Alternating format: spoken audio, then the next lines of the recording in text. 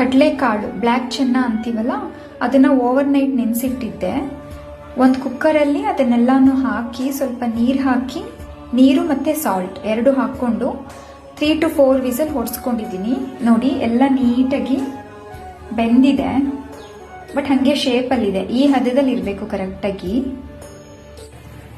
ಒಂದು ಪ್ಯಾನಲ್ಲಿ ಎಣ್ಣೆ, ಸ್ವಲ್ಪ ಸಾಸಿವೆ, ಗ್ರೀನ್ ಚಿಲ್ಲಿ ಹಾಕಿದ್ದೀನಿ, ಕರಿಬೇವಿನ ಸೊಪ್ಪು,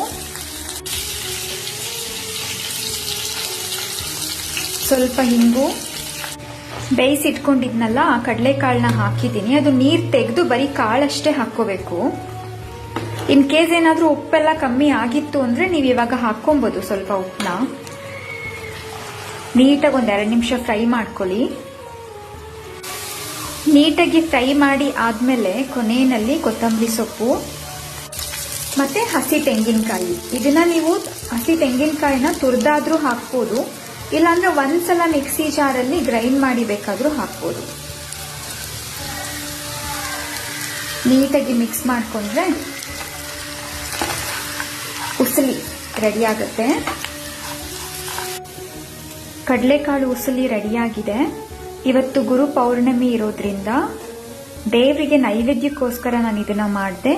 ರಾಯರಿಗೆ ಇಷ್ಟವಾದದ್ದು ಅಂತ ಕೇಳ್ಪಟ್ಟೆ, ಹಾಗಾಗಿ ನಾನು ನಿಮಗೂ ಕೂಡ ರೆಸಿಪಿ ಶೇರ್ ಮಾಡಿದ್ದೀನಿ.